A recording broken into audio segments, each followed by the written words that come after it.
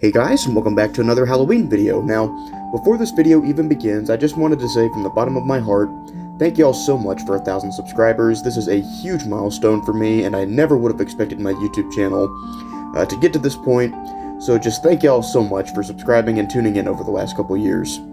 So, to do the honors for my 1,000 subscriber review, I have what is most likely going to be my building of the year. This is the new for 2023 Lemax Spooky Town Haunted Estates.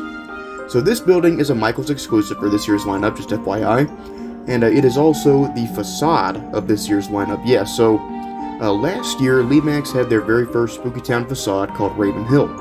I did a review of that piece last year when it came out, and I thought it was awesome, even though I never really cared for the Christmas facades. Even though they've had the Christmas facades for many years, they never really jumped out at me, and even Raven Hill last year didn't jump out at me at first, but whenever I got my hands on it, I thought it was awesome. So I was really hoping that the facades would become a mainstay in the Spooky Town line, but I kind of figured they would do what they did with the Wasteland Pub, which is they would wait several years to do another one, but I'm very happy Lemax did not wait to do another one, and this is honestly everything I would have wanted in a facade. I think this is a spectacular building.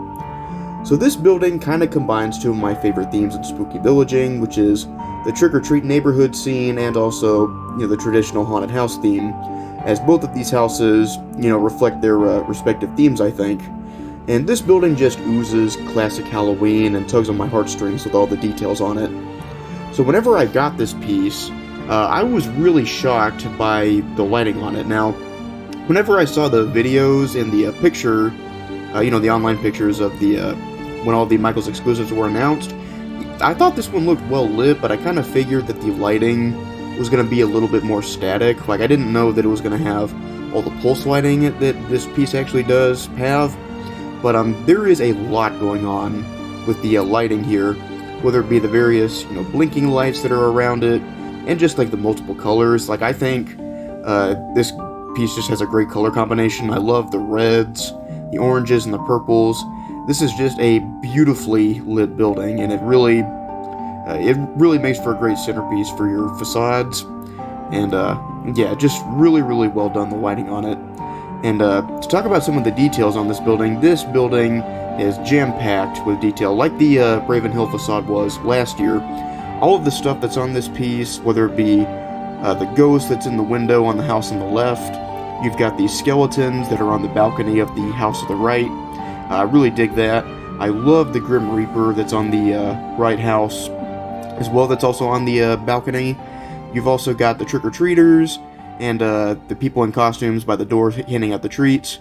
And you even have some detail on the inside of this piece with the backgrounds.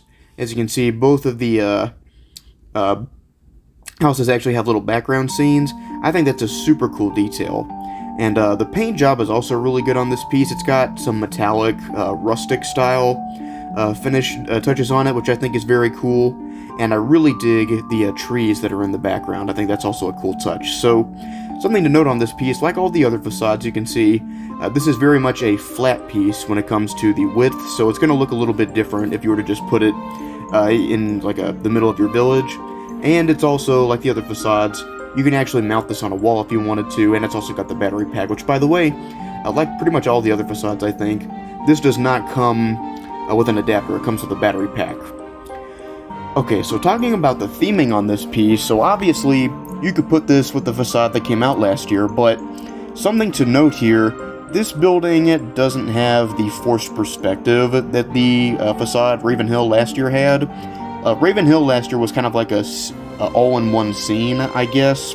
This one is less of that, but I actually think that this facade, Haunted Estates, actually works better for most other traditional villages, because without the forced perspective, it kind of just looks like two ordinary houses, right? So I think that you could actually put this in the background of your ordinary trick-or-treat neighborhood theme.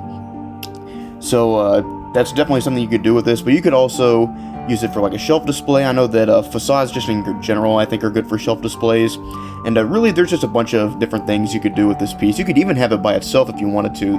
There's just so much going on here that it really doesn't need anything else to go with it. It's kind of an all-in-one scene. Alright guys, so that is my take on the new for 2023 Lemax Spooky Town Haunted Estates. Absolutely love this piece. This is definitely going to be in my top 5 of the year, and it's probably going to be my building of the year.